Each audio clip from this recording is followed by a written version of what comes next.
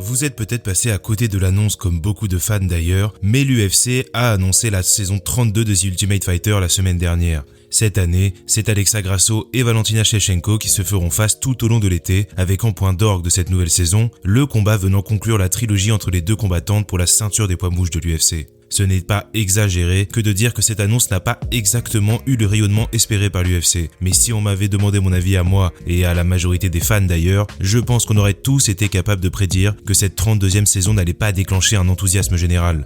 Et pourtant, TUF n'a pas toujours été ce programme hors du temps, plus embarrassant que divertissant. À un certain moment de l'histoire de l'UFC, The Ultimate Fighter était un véritable moteur pour la promotion et un succès commercial titanesque. Mais qu'est-ce qu'il s'est passé? Comment ce rendez-vous très attendu est devenu un interminable programme destiné à remplir encore un petit peu plus nos semaines de MMA déjà très chargées? Quand est-ce que le show a perdu de sa saveur? Répondons à ces questions en s'en posant une plus globale. Est-il enfin temps d'arrêter The Ultimate Fighter?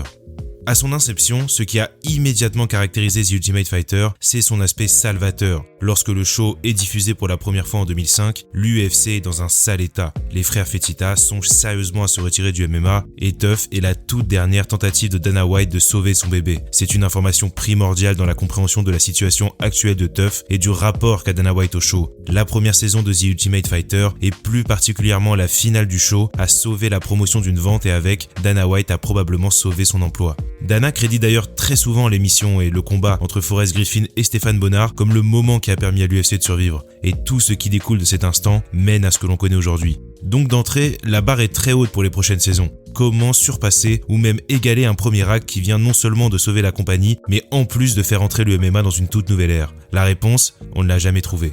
Parce que ce qui a fonctionné dans la première saison n'a jamais été pleinement égalé. C'était nouveau, c'était cru, même si les combats étaient bien sûr importants, c'est le drama et l'aspect purement télé-réalité qui a suscité l'intérêt des fans. Le show n'est pas filtré, les combattants boivent, se cherchent, se battent entre eux dans la maison et finissent par régler leurs différends dans l'octogone. Et ce n'était pas juste un bourdonnement de chaos non plus. On en apprend plus sur les combattants, sur les problématiques liées au fait de faire le poids, sur les difficultés et péripéties d'un athlète. Finalement, TUF permet d'apercevoir un côté très humain des athlètes et de mettre en perspective ce qui se passe dans l'octogone avec la réalité de leur vie. Il y a des vrais hommes derrière les combattants et le show donne un sens à ce qu'ils font. Donc cette première saison est un incroyable succès. Et honnêtement, le concept s'imbrique parfaitement dans la volonté de l'UFC de s'éloigner de la pure barbarie et d'amener leurs produits vers un storytelling qui flirte parfois avec le catch dans sa conception du narratif, la différence étant évidemment que les combats de MMA, eux, ne sont pas scénarisés. Il faut aussi comprendre que l'époque était bien différente. Au début de la diffusion du show en janvier 2005, YouTube n'était même pas créé, la télé-réalité était à son premier âge d'or aux États-Unis et Spike TV diffuse l'émission sur le câble. Non seulement le contenu est bon et novateur, mais il apparaît dans un timing propice à son explosion. Et donc, The Ultimate Fighter accomplit son rôle premier, amener des nouveaux regards sur l'UFC et de ce point de vue-là, il y a un clair avant et après TUF pour la promotion. Donc, Dana White décide de battre le fer tant qu'il est chaud. L'UFC diffuse 2 saisons de TUF par an pendant plusieurs années et à chaque saison ou presque, le nombre de spectateurs s'affine. La 16e saison du show en 2012 alerte sérieusement les diffuseurs quand pour la première fois, un épisode passe sous la barre des 800 000 téléspectateurs en comparaison des plusieurs millions de la première saison. Mais malgré ces alertes rouges, l'UFC ne change pas vraiment la recette et change plusieurs fois de diffuseur en revanche. Et The Ultimate Fighter continue de perdre graduellement son audience. Évidemment, ce sujet de l'audience a ressurgi l'année dernière à l'occasion de la saison opposant Conor McGregor à Michael Chandler. Même la perspective d'un retour de Conor n'a pas permis de redresser la pente et sa diffusion sur ESPN a touché moins de 300 000 spectateurs. Donc la question qu'on se pose, c'est pourquoi? Il y a plusieurs éléments à prendre en compte ici. Déjà, il faut parler du contenu du show en tant que tel. Je ne vais pas passer par 4 chemins, tout ce qui faisait la singularité de The Ultimate Fighter a été retiré saison après saison et le show est vraiment très fade. Il n'y a plus vraiment de drama, plus d'intrigue extra-sportive. Et je ne dis pas que j'en suis forcément friand parce que ce n'est pas le cas d'ailleurs, mais c'est indéniablement ce qui faisait la popularité de TUF. À la place, les épisodes sont essentiellement composés d'un historique sur la vie des combattants et des combats en fin d'émission, mais à part ça, il n'y a pas vraiment de raison de regarder un épisode en entier. Évidemment, ce n'est plus possible de diffuser un contenu similaire à la première saison. L'alcool, les bagarres dans la maison, tout ça est en décalage avec l'image actuelle de l'UFC. Cela trancherait beaucoup trop avec le professionnalisme de la promotion. Et d'ailleurs, ce n'est pas que la promotion. Les combattants sont beaucoup plus professionnels aussi. Le MMA est désormais une carrière. The Ultimate Fighter est une porte d'entrée et ces mecs-là sont des athlètes de haut niveau qui évoluent dans un environnement beaucoup plus dense qu'auparavant. Mais cet aspect crucial du show et ce qui le rendait vivant n'a pas été remplacé, il a juste disparu. On sent vraiment maintenant que l'émission est calibrée pour la télé, c'est un peu fade, c'est monotone et c'est toujours la même chose. Et franchement, on n'apprend rien sur les combattants qui ne pourrait être appris dans une interview de 2 minutes sur YouTube. D'ailleurs, c'est aussi un facteur à prendre en compte. Depuis la première saison, les canaux de communication de l'UFC et des combattants se sont multipliés. On connaît tout de la vie des athlètes, ils sont sur les réseaux, on peut suivre leur carrière régionale, le weight cutting, les entraînements, tout ça ne sont plus des sujets curieux ou intrigants, on a tout déjà vu. D'une certaine façon, TUF n'a rien ou presque à nous faire découvrir et ce canal de diffusion ne correspond plus au mode de consommation actuel. Donc aujourd'hui, il semble qu'il n'y ait que 2 choses pertinentes à regarder avec The Ultimate Fighter. Le développement d'une rivalité entre les coachs et les combats, donc l'aspect tournoi avec le contrat à la clé. Et là, on va rentrer dans de nouveaux problèmes. Sur l'aspect coach, premièrement, quand était la dernière saison qui a véritablement fait monter la hype autour d'un combat? Je pourrais citer la saison entre Cody Garbrandt et TJ Dillashaw, mais si je suis honnête, TUF 25 ressemble plus à un regard intrusif sur une amitié qui explose qu'un véritable show. On est loin des rivalités légères et un peu humoristiques qui ont bien fonctionné dans certaines des premières saisons, et on rentre dans un truc bien plus difficile qui donne souvent l'impression qu'il ne devrait pas avoir lieu à la télé. Au-delà de cette saison-là, ça fait belle lurette que le show ne sert plus à rien sur cet aspect-là, et ça, c'est quand le combat a lieu. Je rappelle qu'à ce jour, on n'a aucune véritable info sur un affrontement entre Conor et Michael Chandler près d'1 an après le début de la diffusion de leur saison. Mais selon moi, le deuxième très gros point noir qui est celui qui explique en grande partie la situation actuelle de TUF, c'est le niveau des combattants et des combats d'une façon générale. Je vais m'expliquer. Le MMA a drastiquement changé depuis 2005. Ce n'est plus un sport confidentiel et les besoins de l'UFC ont évolué depuis la première saison. Il y a tellement de soirées à remplir, tellement de combats. Il faut un nombre d'athlètes conséquent dans le roster.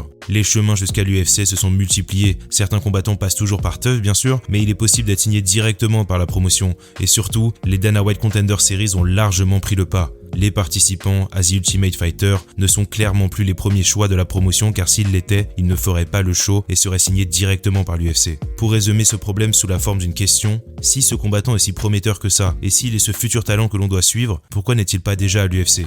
Et la promotion a essayé de contourner ce problème plusieurs fois, avec des éditions spéciales sur une région du monde ou en faisant revenir d'anciens combattants. Bref, des parades ont été tentées, mais on en revient toujours au même problème. Il y a tellement d'athlètes signés par l'UFC, comment est-il possible de rendre crédibles ces combattants qui arrivent avec des palmarès esquintés par la scène régionale, parfois avec plusieurs défaites, ou qui sont même parfois d'anciens de l'UFC qui ont été virés de la promotion à cause de mauvaises performances. Bref, ça fait longtemps qu'une star n'a pas émergé de ce show, et même qu'un talent de très haut niveau n'y a pas participé. Ce n'est pas pour dire qu'il n'y a pas de combattants à TUF. Si on en croit les fuites par exemple, il y aura Robert Valentin dans la prochaine saison qui est un combattant suisse que j'ai eu le plaisir de rencontrer une fois et qui a un style très plaisant en plus d'être un très bon athlète et d'être extrêmement sympathique. Mais la vérité, c'est que j'ai du mal à l'imaginer devenir champion du monde si je suis sincère.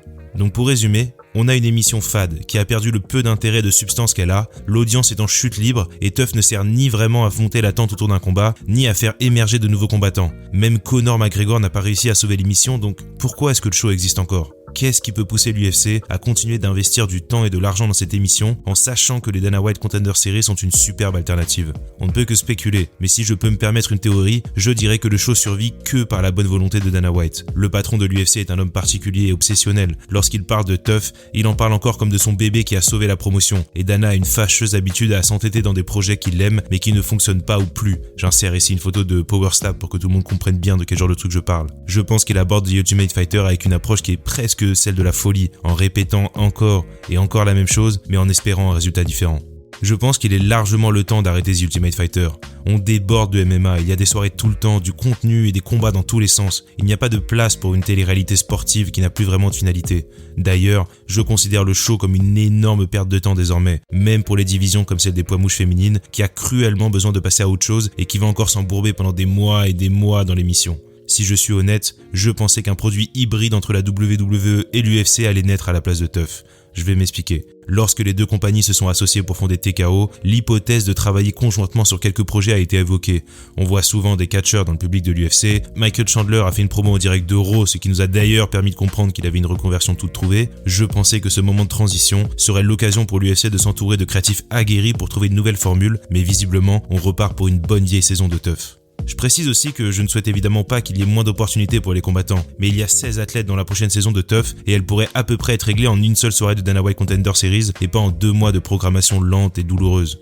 Et vous, qu'est-ce que vous en pensez ? Parce que finalement, je ne crois pas connaître véritablement des gens qui sont attachés au format TUF actuellement. J'entends par là des gens qui suivent hebdomadairement l'émission et qui la suivent encore comme une émission de télé-réalité pure. Donc donnez-moi votre avis en commentaire. Est-ce que vous êtes encore attaché au format ? Est-ce que c'est un truc que vous regardez ? Est-ce que vous le préféreriez sous une autre forme ou est-ce que vous pensez que c'est littéralement un format désuet qui a perdu son utilité ? Votre avis m'intéresse, n'hésitez pas à me le donner en commentaire, n'hésitez pas à débattre toujours dans le respect, je le répète, moi pour l'instant en tout cas, j'ai la chance d'avoir un espace commentaire très respectueux et c'est toujours très agréable, il y a des discussions très cool, donc voilà.